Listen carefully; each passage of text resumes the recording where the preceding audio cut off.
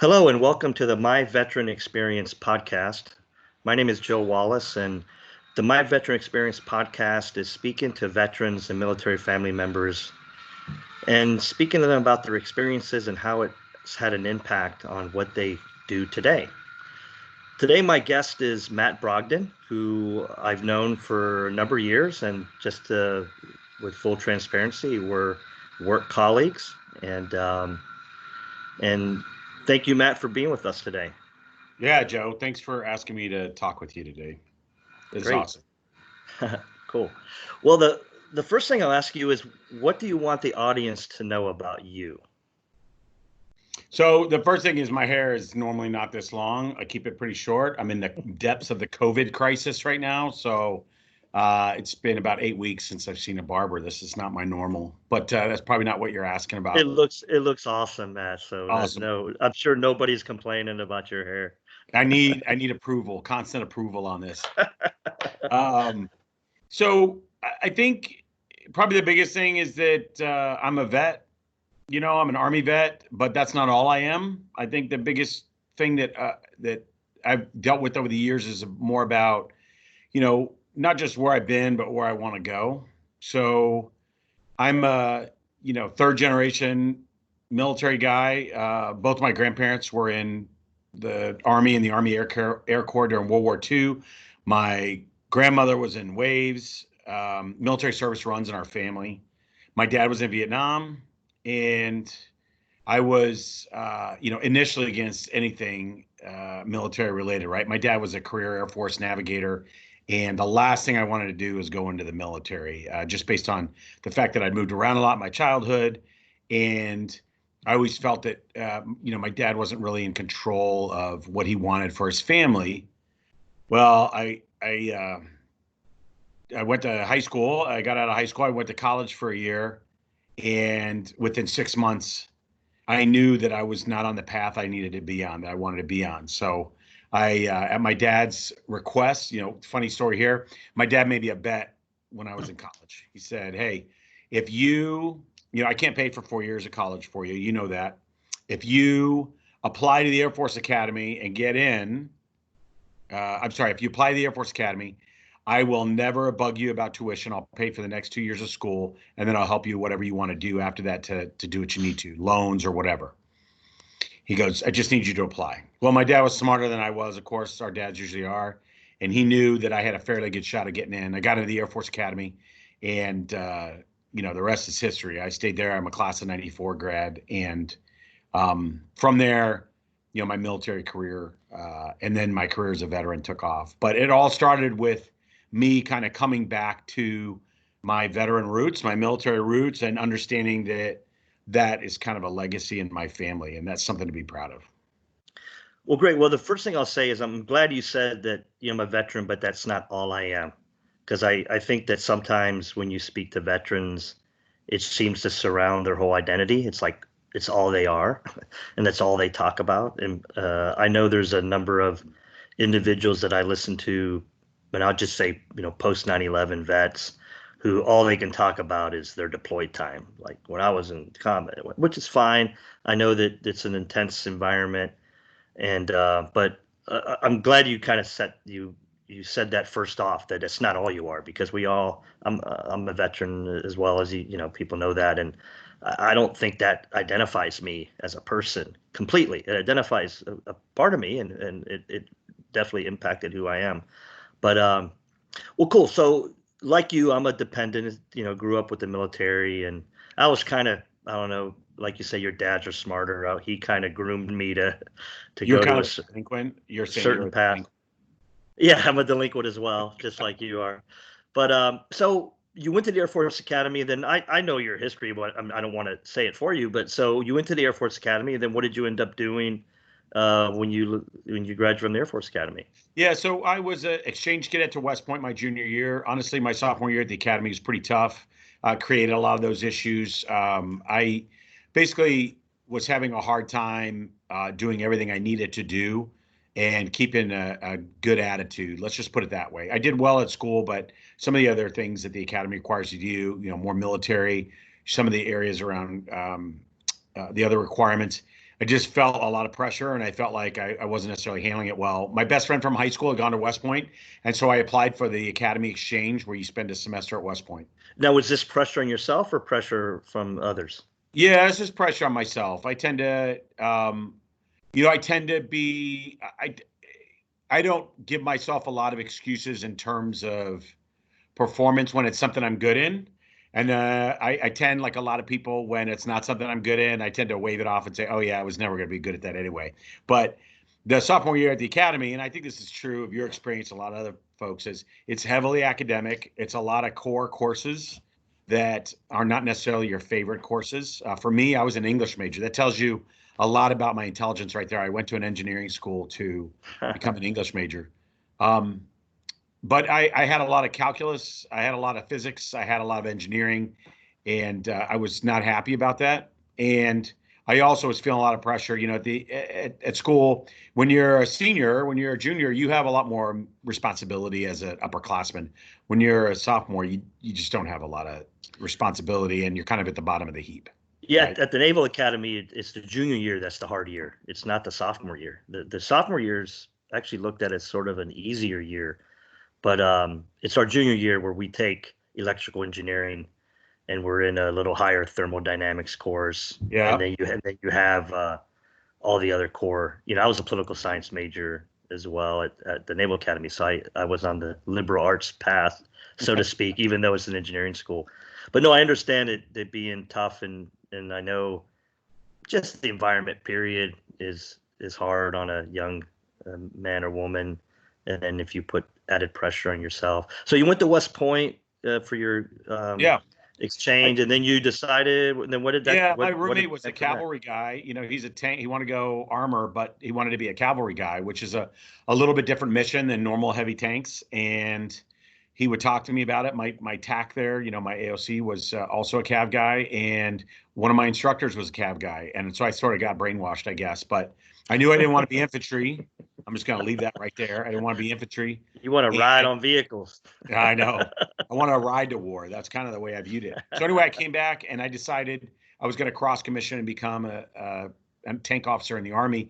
Um, I was competitive for a pilot slot at Air Force, but my friends were waking up thinking about being a pilot. They were going to bed talking about being a pilot. And when we would go out, they would talk about being a pilot, right? And I just did not have that drive. I was consumed with leadership. I thought small unit leadership was going to be where I could really make an impact and what I really wanted to do. So that's why I ultimately decided to cross commission and become an Army officer, which is not that common. 6 people from my Oh yeah. class year decided to do that. Yeah, similar. I mean, I went Marine Corps specifically for the leadership thing, if you want to call it that. But and when I graduated from the Naval Academy, we had 0 people go Army. We had 2 guys go Air Force. Oh yeah, So smart the ones. Army, yeah, the Army wasn't real popular anyway from our class. But I do know 2 guys that ended up, and I think they had Air Force in their family as well. So you commissioned in the Army, and what happened from there? Yeah, as a cav officer, I went to Fort Knox for training in Kentucky. Went to tanker school, went to scout school, went to tow missile school, Fort Benning. The pearl of the Army, Tow, and then tow, tow missiles. tow missiles, right? It brings Anti-tank back it brings missiles. back some memories of tow missiles. Yeah, exactly. That and bows and arrows, right? That's kind of that's that technology. But and then I reported my unit at Fort Polk, Louisiana. The tough thing about cross commissioning is you immediately fall to the bottom of the heap in terms of preferences for where people care about what unit you go to or what geography, what post you go to. So I wound up at Fort Polk, Louisiana, and I was there for just over 4 years as a cav officer, scout platoon leader, Troop XO. I spent some time in Haiti and in Bosnia. That was kind of the in between Gulf War I and II. That's where I spent my time. I really liked it. It was a tough place to be a lieutenant socially.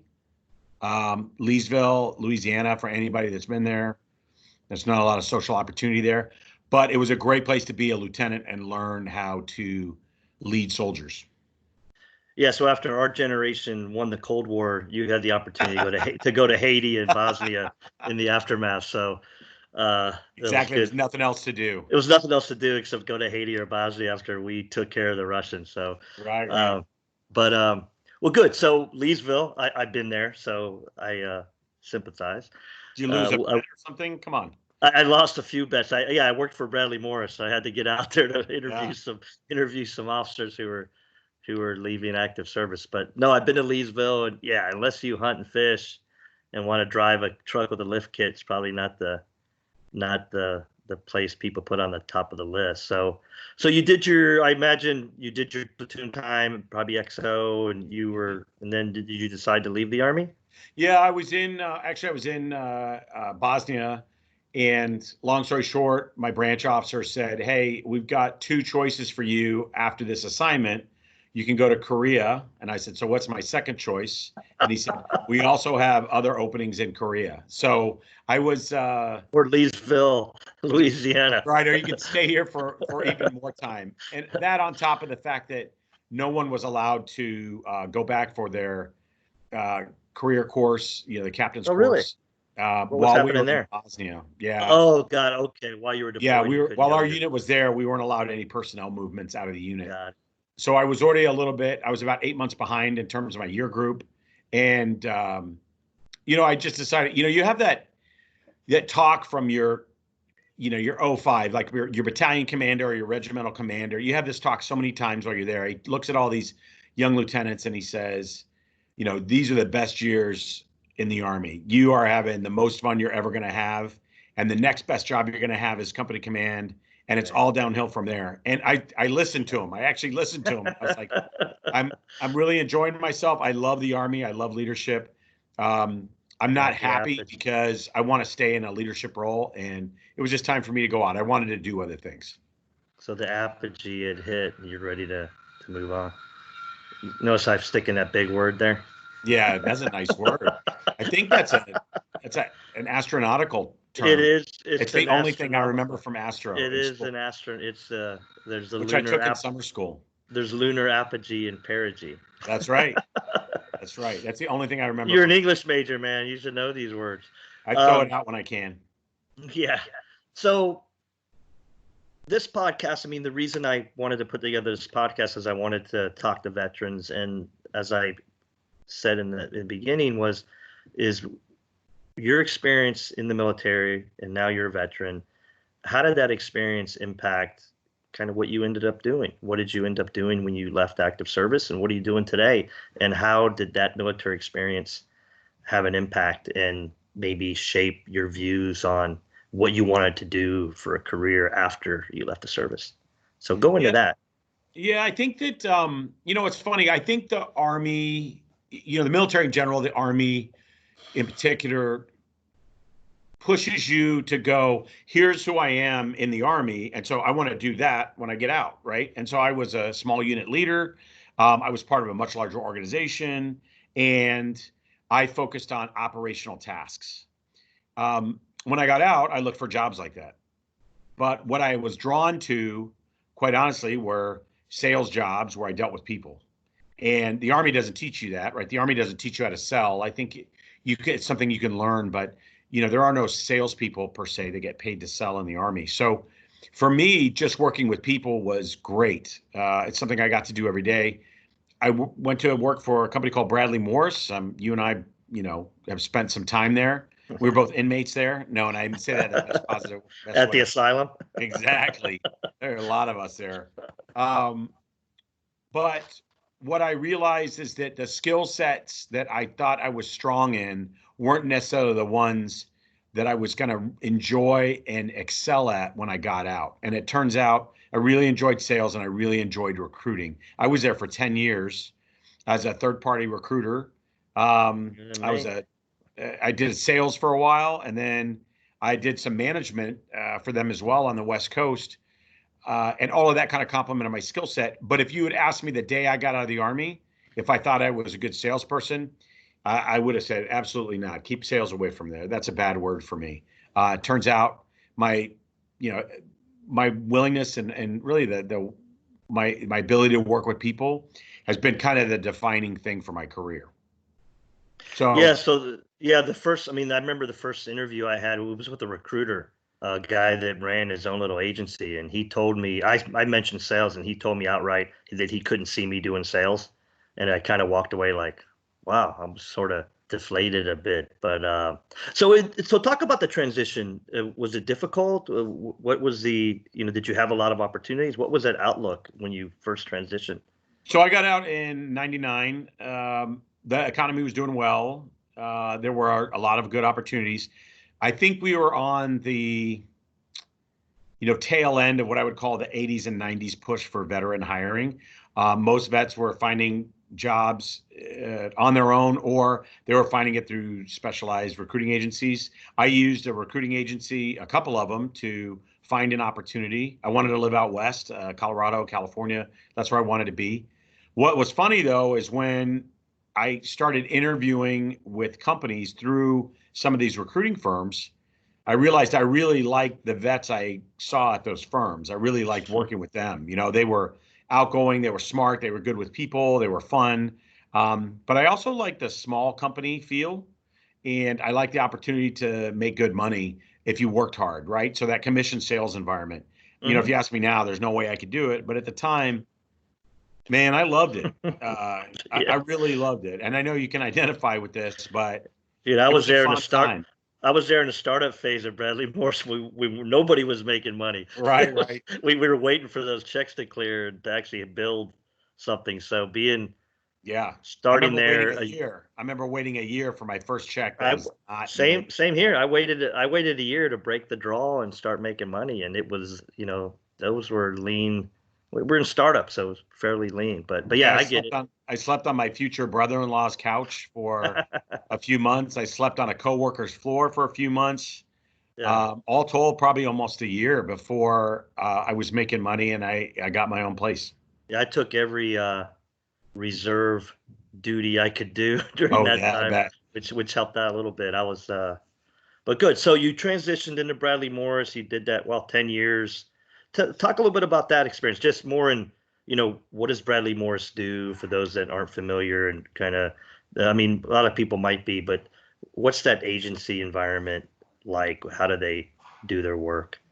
Yeah, so Bradley Morris it's a third party or a boutique recruiter. They're a headhunter. They're going to go and help you find a job for them. They have a lot of clients, and your role, if you're a candidate for them, you want to find the right job for you, right? But your recruiters are also trying to match you and the right job for you with the company that wants someone with your background, right? So what was attractive about me in that role for my recruiter was I was an operations guy. I had a little bit of engineering.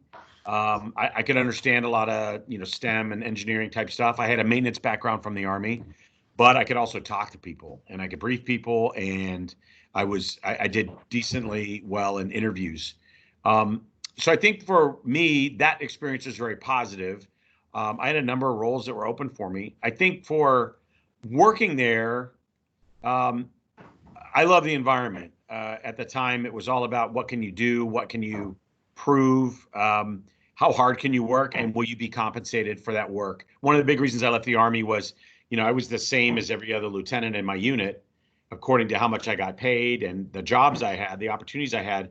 But really, at the end of the day, your battalion commander puts certain people here and then rank orders everybody else.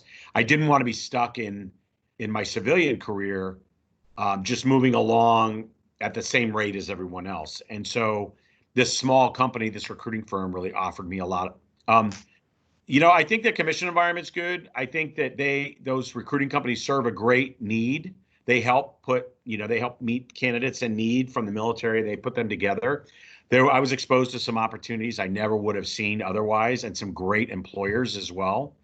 I think it's a small part of the veteran employment picture, and I think the landscape has changed dramatically since you and I were there. In Yeah. terms of how smart candidates are, and really what resources companies have to recruit military folks. Yeah, when I was at Bradley Morris, I didn't know of any. Well, there were a few, but some companies that had their own internal Like veteran GE was. veteran recruits. Yeah, but GE developed that while I was at Bradley Morris. Oh wow. Yeah, GE started their JOLP. They came to Bradley Morris. They spent 2 days with us whiteboarding all kind of, ideas around it. I think they did the same thing with Lucas and maybe Orion. Then they went and built their own program.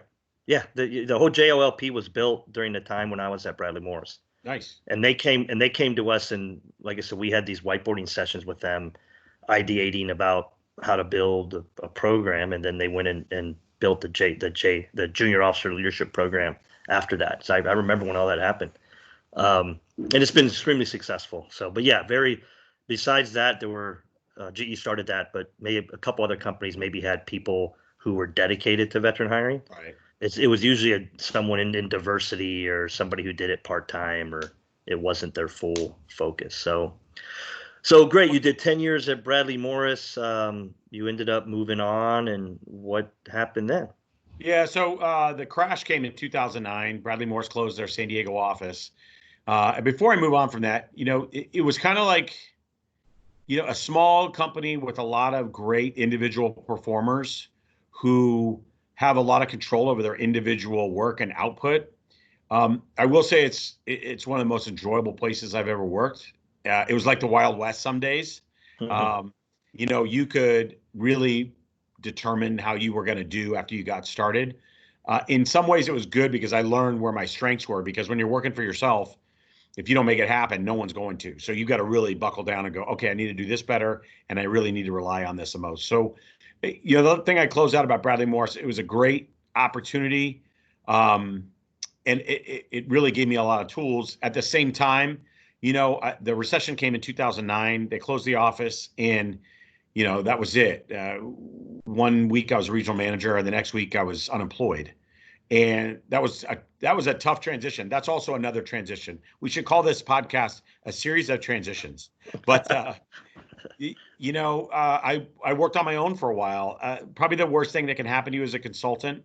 I got a client probably 3 months after my job ended at Bradley Morris, Accenture, and I had someone in my network that referred me to Accenture to help them with some military pay and benefits information that they were doing. And so the worst thing possible happened. I got a client quickly, and they paid on time. So I thought, oh, this is great. This is easy, right? Yeah. I didn't have another client for a year and a half. So I worked as a contract recruiter for Booz Allen Hamilton for a while. And then ultimately I realized in order to be really good at talking to companies about recruiting and about consulting, I needed to go back into the workforce. So I joined a biotech here in San Diego. San Diego's got a great biotech and STEM corporate environment. Illumina's here, Life Technologies was here, Thermo Fisher was here, Qualcomm's here. There's a lot of great tech companies. I went to work for then Life Technologies that was then bought out by Thermo Fisher Scientific. That was my first foray into working as a veteran in a company that is completely focused on civilians, right? Like they just did not have a veteran focus at all. And to boot, it's a STEM company with a lot of scientists and IT folks. So that's a very different world than, say, the military or a military-friendly company. Oh, yeah. And how was that corporate environment different than Bradley Morris? What was the key kind of our stark differences? Yeah, so I would say the opposite. There were a lot of very smart people there. There were a lot of people there that cared deeply about the work, but the work is, DNA sequencing, or how do we sell molecular and cellular food to clients so they can grow cells in a lab. The impact work was very different than what I was used to. And quite honestly, I realized after about a year, it didn't appeal to me, that that type of work that people were concerned about, that they felt when they were making an impact, that didn't resonate with me. The second thing I would say is relationships are very different for predominantly civilian companies, especially those that are in growth mode or in startup mode. A lot of work is transactional, and people don't value relationships as much as they can, and certainly not like they should. And I learned that pretty quickly after 2 years there. Leadership has a different resonance in a predominantly civilian company, especially one that's in high growth mode. It has a very different meaning than it does in the military environment or in what I would say a value company, a company that knows its worth, that's a predominant leader in the market and knows what they're doing. That was tough. That was tough. So you did where you're at Thermo Fisher and you did some. So since you've renamed this podcast, my various transitions, what was your next transition? Yeah. So, two things happened in 2013 that were, a big deal. Two things. The first is 2013 is when I went to Thermo Fisher. I had to go back to work. My wife at the time had to go back to work before that. And so we had three kids. I'm a father. I've got three children. We have three kids at home. I'm trying to build and run a business from home. It's not working. I've got to go back to work. She's working for a defense company. And we're also trying to, take care of these kids we have running around and really focus on Those creating darn their life. kids. Right. Yeah, exactly. You also have kids. We'll talk I about do. that. So I went back to work at Thermo Fisher in 2013, and coupled with that, that fall, I came out to my wife. I told her that I was gay, and that was, I don't want to say it's a double whammy, but my parents had passed away in the past few years before that. And so this time period for me felt like an extreme flux, right? Like change after change after change. As she said, as Maria said, the blows keep coming. What else are you going to tell me? And we can smile about it now. She and I laugh about it Yeah. now. But it was a time of huge change at that point. Now, do you mind if we unpack that a little bit? No, go ahead. Great. So obviously it didn't hit you that year, right? You knew Right. already. Okay. Right. So you spent this whole time, and I was active duty military Marine Corps officer, went to the Naval Academy during the time of nobody said anything, and then this was before Don't Ask, Don't Tell. It was Yeah. if you were, because I remember there was actually a very significant case of a guy, class of 1987 from the Naval Academy, named Joe Steffen. I don't know if you know that I case or don't. that individual. So Joe Steffen, who was a leader, he was in the Glee, he was in our Glee club, which was the kind of a joke at Navy anyway, that some of those guys were gay, but whatever. This guy Joe Steffen, he ended up getting drunk one night and came out to a roommate or whatever, and he ended up basically the day later they walked him out of the building, Right. and he left, and then he ended up bringing a suit against the Naval Academy and whatever. I don't want to dig into his background. I'm just saying what my point is that I was brought up in a military that there was probably little. I would say people knew folks that were gay, and they would Right. say, and they were aware, and there probably wasn't a whole lot of, there wasn't crap that people talked about, gay men marauding the showers and all that kind of stupid shit that you hear, right? And but during that time, nobody talked about it. You didn't come out, or you were sort of You persona non dropped out. grata at that point. Yeah, and at the academy, then, and especially as an Army or Marine Corps officer, or even Navy, Air Force, whatever service you're in, it was just a different era. And the other thing I would say is that I wrote a blog I wrote it about 10 years ago now, called Don't Ask, Don't Tell, Who Cares? Right. Really the point of the blog was just that, hey, you know, the day-to-day activity of a military officer, we don't really care. I mean, we probably know people who were gay, we served with them. Nobody was spending their day worried about that or having it impact their day to day. And again, I wanted you to tell the story, but I'm just saying, reason I want to bring up that blog is the comments that I got were just, oh my God, they were just so out there. Right. These people saying, first of all, as an officer, I didn't understand, and I don't know what the hell I'm talking about. And then the stuff like, they were gay people going through showers trying to pick people up, and all this stupid shit that you hear. Yeah. I mean, these are just whacked people, obviously, that don't know what the fuck they're talking about. But it was the era. So why don't you talk a little bit about, obviously you came out just a few years ago. So you were in the military and you were a gay man, and how did you deal with that? So I think the big push here, I mentioned my family background. I mentioned, military background, everything like that. I'm kind of like with you, like for me, none of that mattered.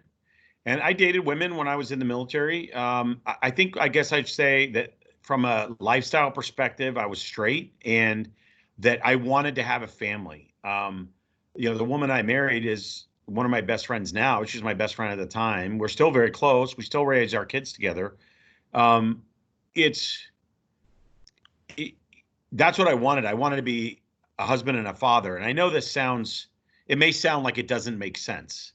Um, but who I am today as a dad, I feel that's my most important role. I think that's who I am first, right? We talk about being a vet or Yeah. being a business owner or whatever. Like I think being a dad is the most important thing I can do, and it's the thing I have to work the hardest at.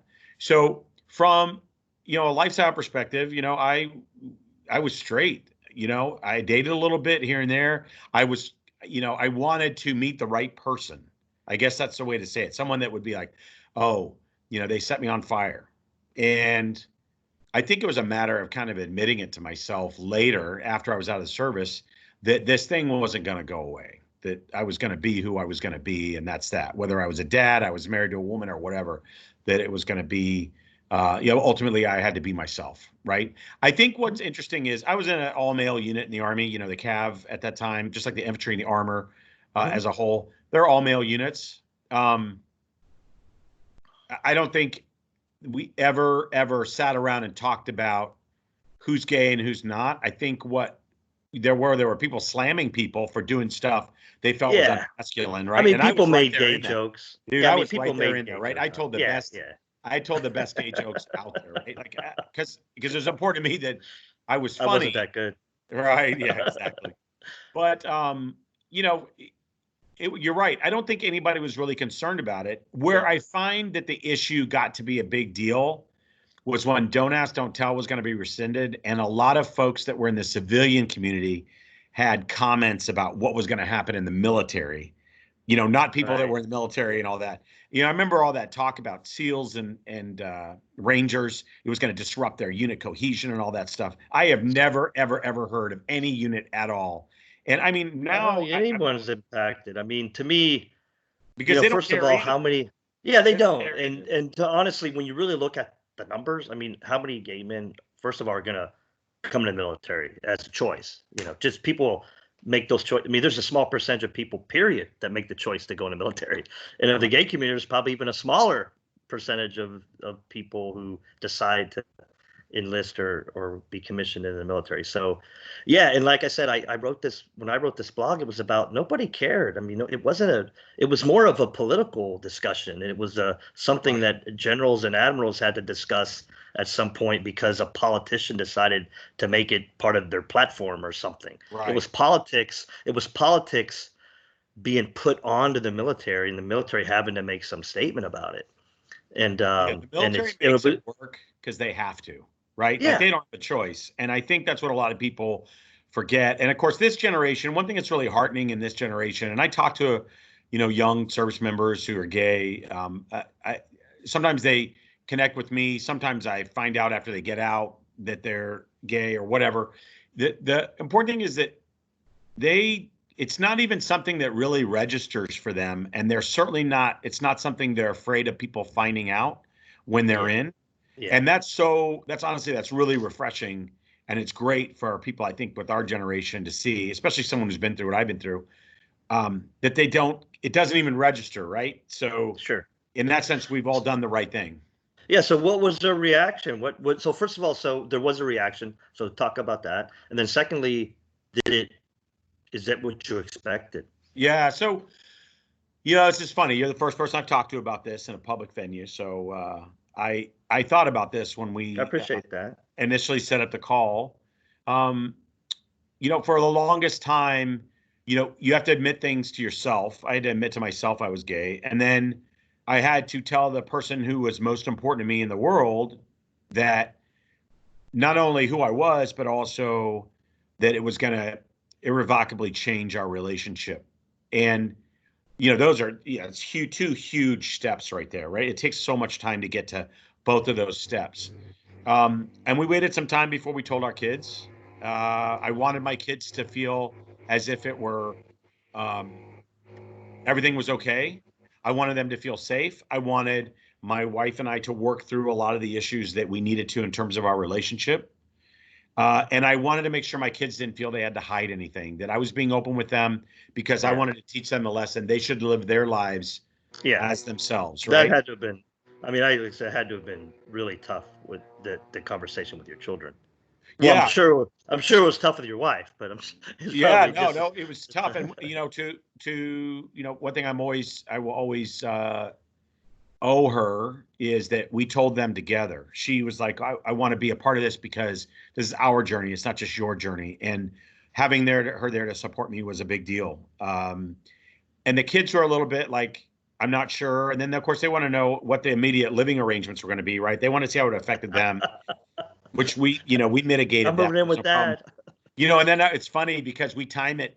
I always know what day I told them because Guardians of the Galaxy 2 came out that day, and we immediately left to go see that movie so we could stop all staring at each other and wondering what's going to happen next, right? We had to immediately get out of the house and go do something else. Dad lets me watch HBO. I'm living with him. Exactly. Exactly. So, you know, so there's that, and then there's the whole thing. Like your kids know, then your kids' friends know, and then your friends in the neighborhood know. So they're all that family, all that stuff. That all happened in about a 2-week period. I think the biggest thing, Joe, and you were part of this, was as a veteran, as a former Army guy, telling some of my Army peers, my old commanding officer, our old boss, your and my old boss, some other folks that were kind of from that military community or in the military with me, was letting them know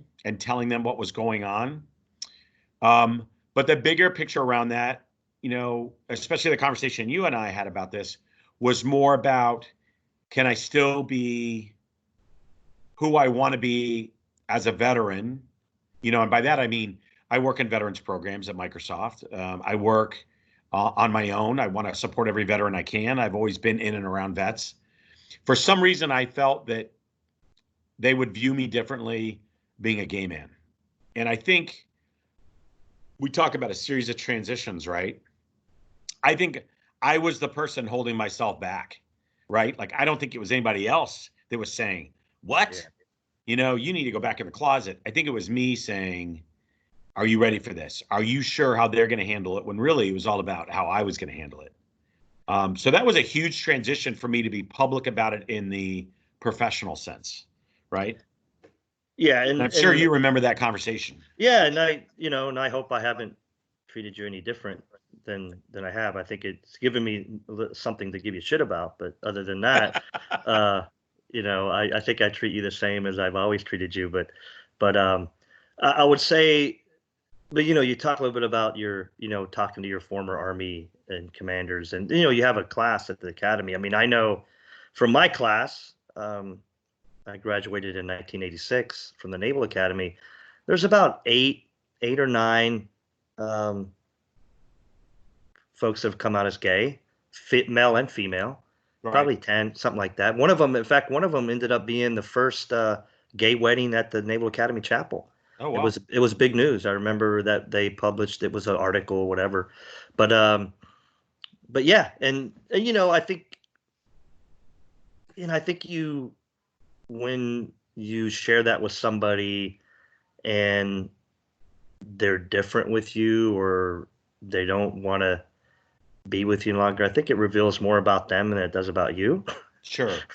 And Sure. do you want someone who thinks that way in your life anyway? That's how I would view it. I mean, I didn't go through that, but it would. That's how I think about it anyway. And I know, going back to reunions, we both went to academy, so that's kind of a big deal. You go to every 5 years you go to a big reunion and you see all your classmates, and there's always like, hey, do you know about so and so's this, and Yeah, yeah, yeah. like, oh yeah, this guy's making $1 million a That's year, and you half the have all fun of this. the reunion, right? Yeah, it's have That's the half the fun. stories like how you talking about, and it sounds like you overall you maybe did you underestimate people? Did you think it would be worse? Yeah, so two things I overthought it, certainly, which, that's a character trait I have about everything, right? I mean, I overthought it with my aunt who's a lesbian, right? Like I was just like, oh my gosh. And then by the time we got done talking, I was like, oh my God, I don't understand why I feared this conversation, right? Um, but I think I overthought it and I underestimated a lot of people, not in terms of that they were understanding or kind or compassionate. It wasn't really that. It was more about I underestimated that it would be a difference to them at all and that they would react to it. I just felt that it was going to be a bigger deal to everybody. And really, it's my big deal. But for them, I'm the same person. And it's funny because I had conversations with people that knew me. I for a long time, I had to square not so much being a vet, but being a husband and a father, and then kind of squaring that with now who I am, right? People that knew me as a cadet, which was okay, but people that knew me primarily as a family person, right? And I would say my sponsors at the academy really fell into this category. They know Maria. My kids have stayed there at their house in Colorado Springs probably 3 or 4 times. They always have us. They always host us when we come into town. And it's funny after I told my sponsor Mike Toriano, he's a class of '70 guy from Air Force, and I gave him the whole story, and I got emotional, right? Like this whole thing, and then he's just like, "So I'm not sure if I catch everything here." And I said, "What do you mean?" He goes, "I think I'm missing something." And I said, "What's that, Uncle Mike?" And he goes, "I'm missing the part where you thought this would change our relationship." And I'll be honest, that was very liberating because someone that I felt was this, military grad, older male, very conservative, came from an Italian American family, someone who I thought was going to for sure say something to me, Hmm. and I didn't want him to. He really had nothing to say, and they're just like, "Hey, we love you. Let's go out there and go see your kids. Let's go talk to your kids." So I overestimated, a lot of what people would think and as much time and effort they put into it. And I had a lot of people surprise me, Joe. I had a lot of people, yourself included, that kind of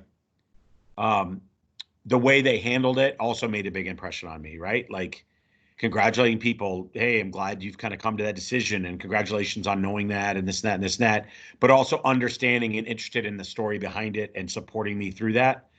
I had a lot of people that really impressed me by how much they said, hey, if there's anything I can do to help you as you go through this, let me know. That was a big deal. Yeah, and probably, you probably would have had a different experience if you would have came out as a cadet or as a lieutenant. Yes, It absolutely. would have been a very different experience, just unfortunately, but it Right. probably would have been a very different. So, well, like I said, I don't want to spend all this time on that unless you got some more to say about it. No, I just, it's funny.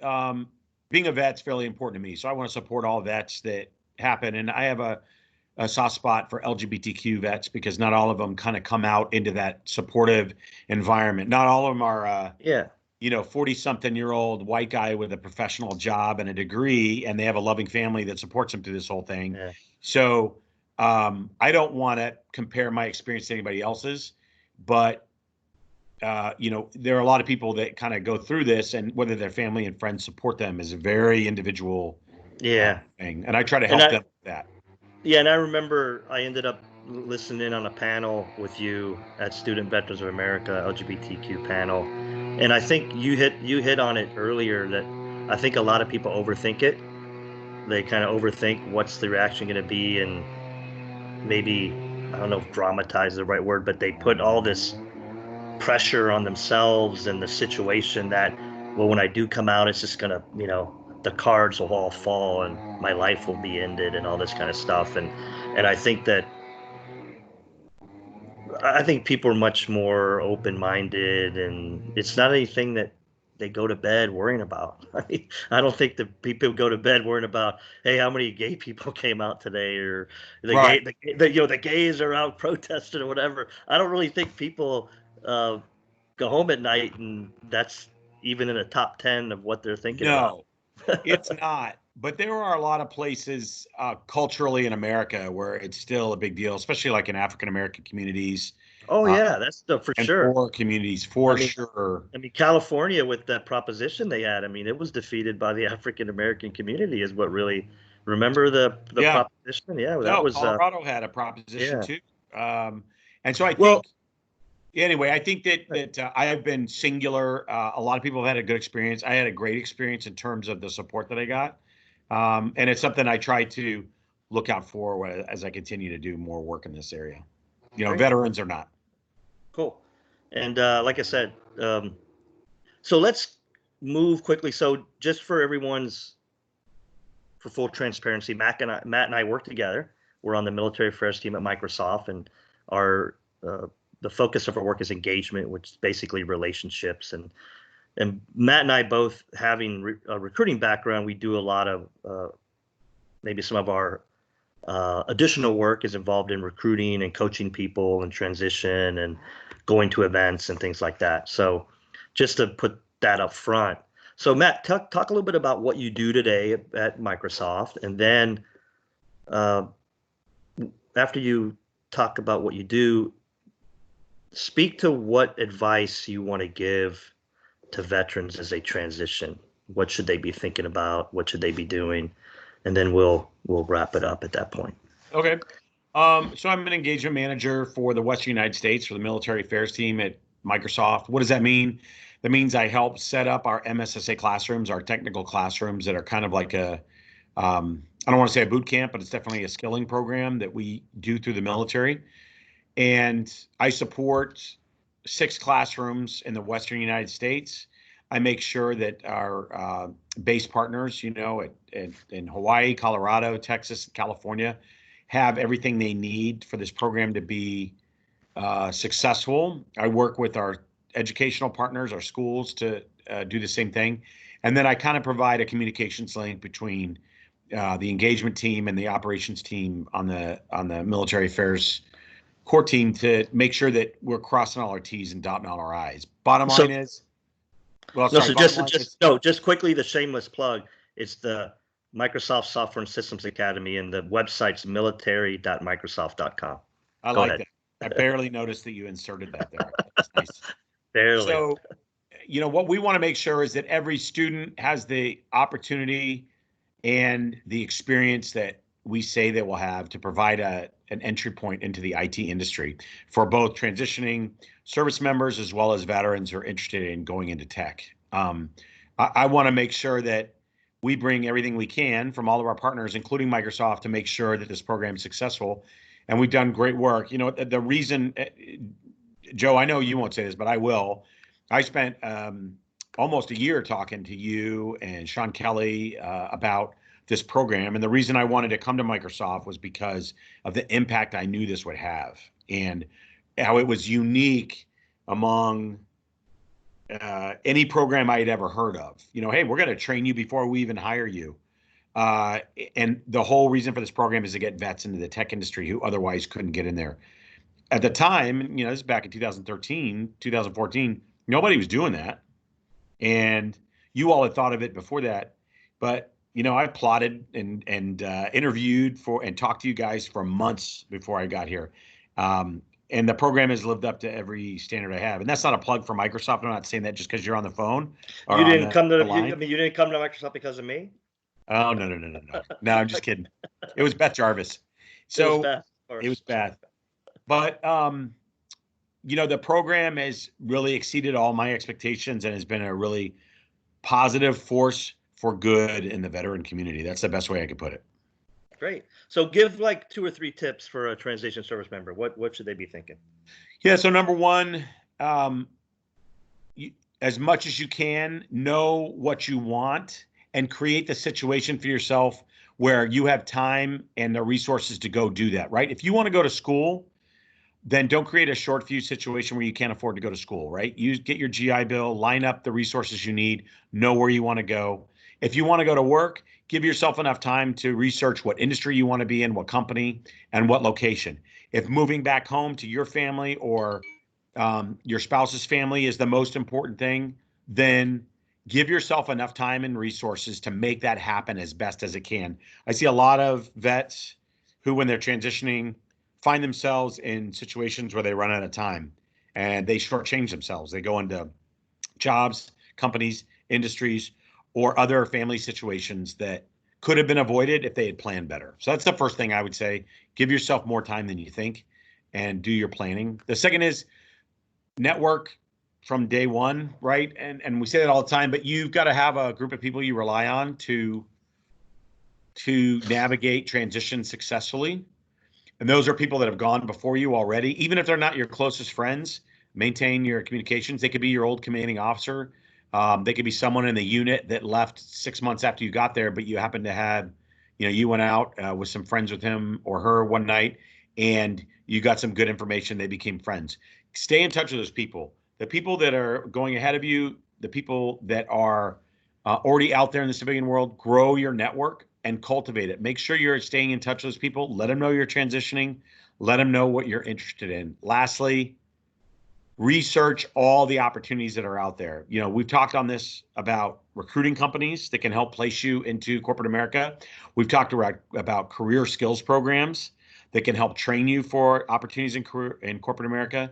We've talked about going to college. We've talked about educational opportunities. There's a lot out there. Take the time, educate yourself on everything so you make the right decisions. Those are the best things I can tell you. Awesome. Well, that's about it. So thank you very much, Matt, for sharing your story, for being open and sharing quite a bit, being authentic. And I still love you after growing that hair out and looking kind of scraggly with the hair and the beard, but we can still hang out. It'll be fixed And 24 hours after we lift this ban. yeah, you're telling me, man. I'm feeling like I need that haircut as well. So, all right. Thank you very much, Matt. So thank you for listening to my veteran experience.